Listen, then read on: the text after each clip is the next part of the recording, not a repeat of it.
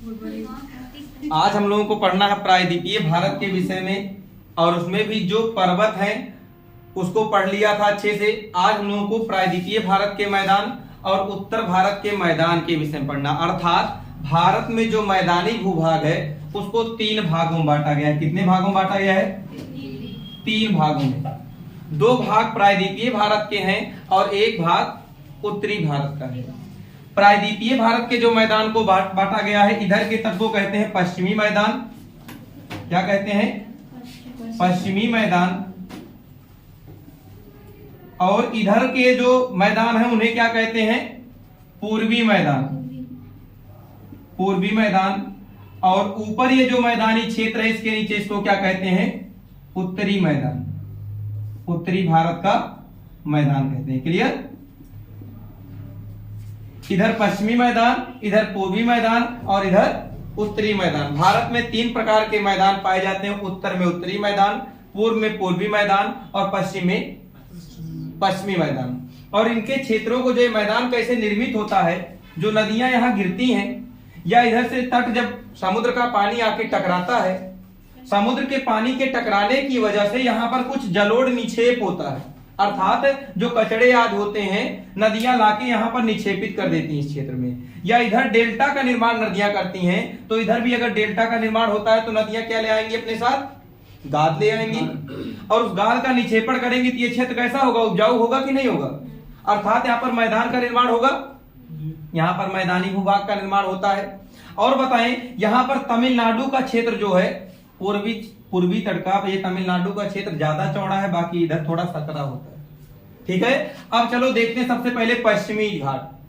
पश्चिमी घाट पे जो मैदान पाया जाता है उसे क्या कहते हैं? पश्चिमी मैदान। यहां पर एक तट पाया जाता है गुजरात से लेकर, यहां पर गुजरात से लेकर मुंबई तक। कहां तक? मुंबई तक जो तट पाया जाता है इसे कहते हैं सौराष्ट्र तट। क्या कहते हैं? सौराष्ट्र तट। और सौराष्ट्र तट के नीचे मुंबई से लेकर, मुंबई के नीचे कौन सा क्षेत्र पड़ता है? गोवा। गोवा तक के तट को क्या कहते हैं? देखो मुंबई है, मुंबई से गोवा तक के तट को कन्नड़ तट। क्या कहते हैं? कन्नड़ तट। और इसके नीचे गोवा से लेकर कर्नाटक के मंगलौर तक के तट को क्या कहते हैं? कर्नाटक के मंगलौर तक के तट को क्या कहते हैं? कोंकण तट। क्या कहते हैं? कोंकण तट। और इसके नीचे जो मंगलौर से लेकर कन्याकुमारी तक के तट को क्या कहते हैं? कन्याकुमारी तक के तट को क्या कहते हैं? मालाबार तट। बात समझ में आई कि नहीं आई? सौराष्ट्र तट, फिर कन्नड़ तट, कोंकण तट, मालाबार तट। क्लियर? 4 तटों में बटा हुआ है सौराष्ट्र, गुजरात से लेकर मुंबई तक, और मुंबई से लेकर गोवा तक कोंकण, कन्नड़, और उसके बाद गोवा से लेकर, कहां से? गोवा से लेकर मंगलौर तक के तट को कोंकण, और उसके बाद मंगलौर से लेकर कर्नाटक तक के, कन्याकुमारी तक के तट को मालाबार तक कहते हैं। क्लियर हुआ सबको? ये नदियां इधर जो गिरती हैं किसका निर्माण करती हैं? एस्चुरी का निर्माण करती हैं। एस्चुरी या ज्वार नदमुख का निर्माण करती हैं। ज्वार नदमुख क्या होता है? जब नदी का पानी और समुद्र का पानी आपस में मिलता है जहां पर, उससे ज्वार का उत्पन्न होता है। ज्वार मतलब समुद्र में पानी जब ऊपर उठता है उसे क्या कहते हैं? ज्वार कहते हैं। तो ज्वार का निर्माण होता है, और जहां पर नदियां ज्वार में अपना पानी गिराती हो, समुद्र में अपना पानी डायरेक्ट गिराती हो, खड़े प्रपात के रूप में गिराती हो, उसी को ज्वार नद मुख कहते हैं। तो पश्चिमी घाट की नदियां किसका निर्माण करती हैं? ज्वार नद मुख का निर्माण करती हैं। ये सदाहरित क्षेत्र भी हैं। ऐसे पश्चिमी घाट की नदियां जो है ऐसे मैदान का निर्माण करती है। इतनी एरिया में यहाँ पर सदाबहार वन भी पाए जाते हैं, मैंग्रोव क्षेत्र से निर्मित है। क्लियर?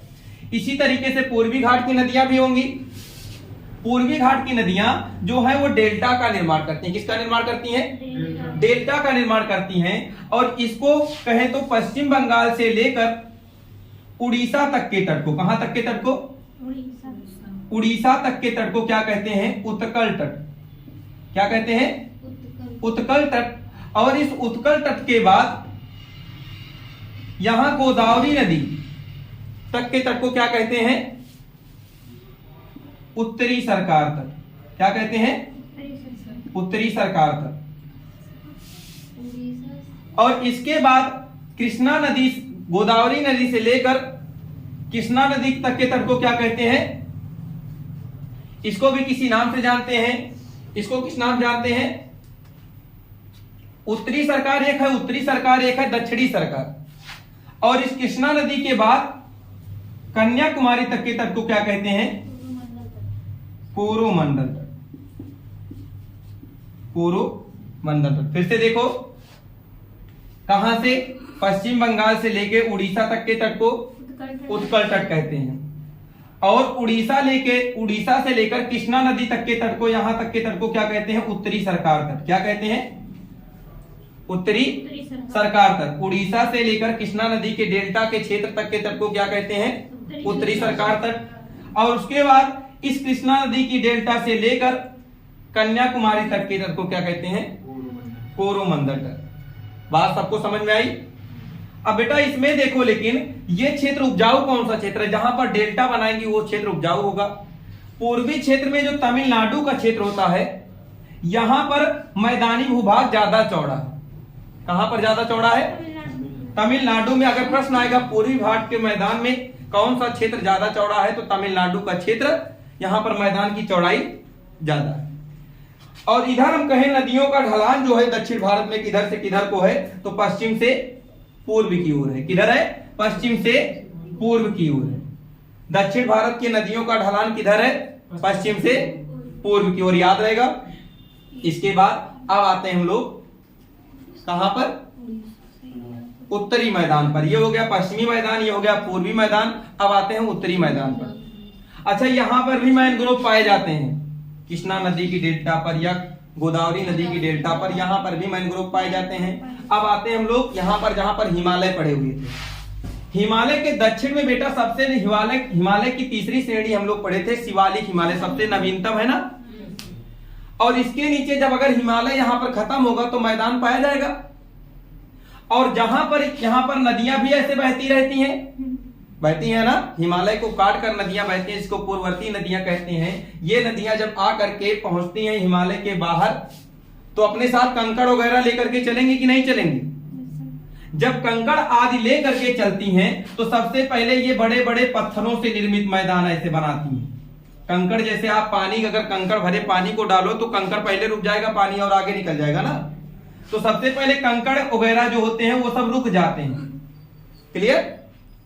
तो ये सिंधु नदी से लेकर तीस्ता नदी तक का क्षेत्र जो है, जो पहले निर्मित होता है, उसे कहते हैं भाबर क्षेत्र। क्या कहते हैं? भाबर क्षेत्र। और इस भाबर क्षेत्र कंकड़ आदि से निर्मित है, अर्थात ये उपजाऊ नहीं है। जब पथरीला होगा तो उपजाऊ होगा? नहीं होगा ना। लेकिन बेटा अगर कहीं पर पत्थर हो और उसके अंदर पानी डाल दो तो पानी देखोगे पत्थर के ऊपर से नहीं जाएगा, नीचे नीचे चला जाएगा ना। इसका मतलब भाबर के क्षेत्र में जब नदी पहुंचती है तो ये अंदर ही अंदर चली जाती, मतलब अदृश्य हो जाती है, दिखाई नहीं देती है। नहीं दिखाई देगी। जैसे पुल होता है, पुल के नीचे नीचे पानी जाए तो आगे कहीं तो दिखाई देता पानी ना, ऐसे ही यहां पर नहीं दिखाई देता है। इसके बाद जहां पर ये कंकड़ पत्थर खत्म होता है वहां पर आ जाता है तराई का क्षेत्र। कौन सा क्षेत्र? तराई का क्षेत्र। ठीक है। तराई के क्षेत्र में नदियां दिखाई देने लगती हैं। लेकिन बेटा ये नदियां ऐसे नहीं दिखाई देती, लगता है यहीं से पानी निकल रहा है। ये तो यहां पर लग रहा था अदृश्य है, लगता है यहीं से पानी उत्सुत हो रहा है, निकल रहा है। लेकिन यहां से निकलता नहीं, निकलता है वो इधर से ही आती है नदियां। और बताओ यहां पर जो पानी आएगा, अगर अंदर अंदर कहीं पर पानी आए तो दलदली भूभाग हो जाता है, दलदल बन जाता है ना। जब अंदर अंदर कहीं से पानी आ जाए तो दलदल बनता है कि नहीं बनता? पृथ्वी के अंदर अगर पानी आ जाए, कहीं से धरती पर पानी आ जाए अंदर ही अंदर, तो दलदल बनेगा ना। और जब दलदल बनेगा ये, तो दलदली भूभाग का क्षेत्र होता है। तराई का क्षेत्र कैसा क्षेत्र होता है? दलदली भूभाग का क्षेत्र होता है। यहां पर क्या होता है? यहां पर सड़े गड़े चीज बहुत पाए जाते हैं, सब कुछ सड़ जाता है। जब दलदली भूभाग है सड़ेगा, और सड़े होने के कारण यहाँ पर मच्छर कीड़े आदि भी पाए जाते हैं, जिससे यहाँ बीमारियों की खतरा बहुत ज्यादा होती है। क्लियर? तराई के क्षेत्र में।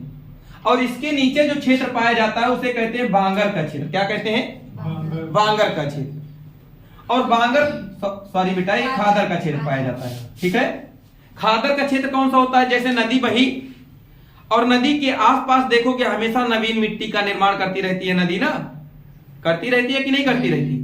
जो नवीन मिट्टी का ऐसे जैसे ये नदी बह रही हो, नदी के आसपास का जो ये क्षेत्र है, ये क्षेत्र है, जैसे ये नदी बह रही है, ये आसपास का जो क्षेत्र होगा इस क्षेत्र को क्या कहते हैं? खादर क्षेत्र। तो ये नवीन जलोढ़ मृदा होगा कि नहीं? नई नई मिट्टी बार बार बन रही है ना, तो ये जो हमारा खादर का क्षेत्र है कैसा क्षेत्र है? नवीन जलोढ़ मृदा का क्षेत्र है। और सबसे ज्यादा उपजाऊ होगा कि नहीं होगा? जब नई नई मिट्टी बार बार आती रहेगी तो उपजाऊ क्षेत्र होगा ही होगा। तो सबसे अधिक उपजाऊ क्षेत्र कौन सा होता है? खादर का क्षेत्र होता है। ये किससे निर्मित होता है? नवीन जलोढ़ मृदा से निर्मित होता है। और बेटा जैसे नदियों में कभी कभी बाढ़ आ जाता है, जब बाढ़ आता है तो क्या होता है? मैदानी भूभाग थोड़ा जो कचड़े आदि होते हैं वो बाढ़ आने का मतलब क्या हुआ? जितने इसके रास्ते हैं उसके ऊपर से पानी बहने लगा ना। जब पानी इसके ऊपर से बहने लगेगा इसका मतलब जो इसके साथ कचड़ा होगा उसके बाहर भी चला जाएगा ना। जैसे कहते हो मेड़बंदी करना, ऐसे नदियों का भी मेड़बंदी होता है। तो इसके बाहर जब पानी फ्लो होकर के चला गया तो कचड़े भी तो उधर चले जाएंगे, तो वो क्षेत्र भी थोड़ा उपजाऊ हो जाएगा। लेकिन बाढ़ हमेशा नहीं आता है, कभी कभी आता है। कभी बाढ़ आया, यहां पर मैदानी भूभाग निर्मित हो गया और फिर बाढ़ नहीं आ रहा हो, तो इस भूभाग को जहां पर कभी मैदान था आज वो मैदान नहीं रह गया है, इसको क्या कहते हैं? बांगर का क्षेत्र। क्या कहते हैं? बांगर का क्षेत्र। बात समझ में आई कि नहीं आई? अब ये उपजाऊ हो गया है, मतलब उपजाऊ नहीं रहेगा, अनुपजाऊ हो गया। पहले ये उपजाऊ था बट अब अनुपजाऊ हो गया, क्योंकि यहां पर अब पानी याद जा ही नहीं पा रहा, पानी याद नहीं जाएगा तो ये बांगर का क्षेत्र हो जाएगा, बंजर भूमि हो जाएगी। तो ये हो गया क्या? बांगर क्षेत्र। और अगर बांगर क्षेत्र हो गया, अब बताओ ये अगर नवीन मृदा, नवीन जलोढ़ मृदा थी और वो तो देख रहे हो कभी बाढ़ का पानी आया था, तो पुरानी जलोढ़ मृदा होगी कि नहीं? बांगर का क्षेत्र, जो बांगर का मैदान होता है ये पुरानी जलोढ़ मृदा से निर्मित होता है। और जो खादर का क्षेत्र होता है ये किस मृदा से निर्मित होता है? नवीन जलोढ़ मृदा से निर्मित होता है। क्लियर हुआ? फिर से देखो सारा, भाबर का क्षेत्र कंकड़ आदि से निर्मित, यहाँ पर नदियां अदृश्य हो जाती हैं, दिखाई नहीं देती। उसके नीचे तराई का क्षेत्र, तराई के क्षेत्र में नदियां फिर से दिखाई देने लगती हैं। ये दलदली क्षेत्र होता है, कीड़े आदि का प्रकोप यहाँ पर ज्यादा होता है, इसलिए यहाँ पर बीमारियां ज्यादा पाई जाती हैं, यहाँ रेंगने वाले कीड़े बहुत पाए जाते हैं। उसके बाद खादर का क्षेत्र, सबसे अधिक उपजाऊ क्षेत्र यही होता है खादर का क्षेत्र, क्योंकि यहाँ पर नई नई मिट्टियां निर्मित होती रहती हैं, इसीलिए इसे नवीन जलोढ़ मृदा का क्षेत्र भी कहते हैं। उसके बाद अगला क्षेत्र है बांगर का क्षेत्र, वो पुरानी जलोढ़ मृदा से निर्मित क्षेत्र है। क्लियर हुआ कि नहीं हुआ? इस प्रकार से जो ये मैदान थे आप लोगों के उत्तरी भारत के, पूर्वी भारत के, पूर्वी तट के, पश्चिमी तट के, तीनों मैदान के विषय में आप लोगों ने पढ़ लिया। इसी पश्चिमी तट के मैदान में देख रहे हो मुंबई भी है, यहीं पर पुणे भी है, यहीं पर नासिक भी है, यहीं पर सूरत शहर भी बसा हुआ है इसी मैदान पर, इसी तट पर। किस पे? पश्चिमी तट पर मुंबई भी है और इसी पर पुणे भी है और इसी पर सूरत भी बसा हुआ है। तो हम देख रहे हैं, अगर वो जैसे हम लोग जानते हैं मुंबई जो है एक द्वीप है, सालसेट द्वीप, उस द्वीप पर बसा हुआ है। इसका मतलब द्वीप मतलब ये जरूर कहीं ना कहीं ये मिट्टी से ही तो निर्मित होगा, मैदान से ही निर्मित होगा ना। जो गाद वगैरह आई होंगी यही ऊंचा उठ गया होगा, इसी को कहने लगे सालसेट द्वीप। और सालसेट द्वीप पर कौन सा शहर बसा हुआ है? मुंबई। मुंबई, ओके। मुंबई किस द्वीप पर बसा हुआ है? सालसेट द्वीप पर। क्लियर हुआ कि नहीं हुआ सबको? ये थे आपके आज के चैप्टर जो मैदान के विषय में पढ़ना था। ओके।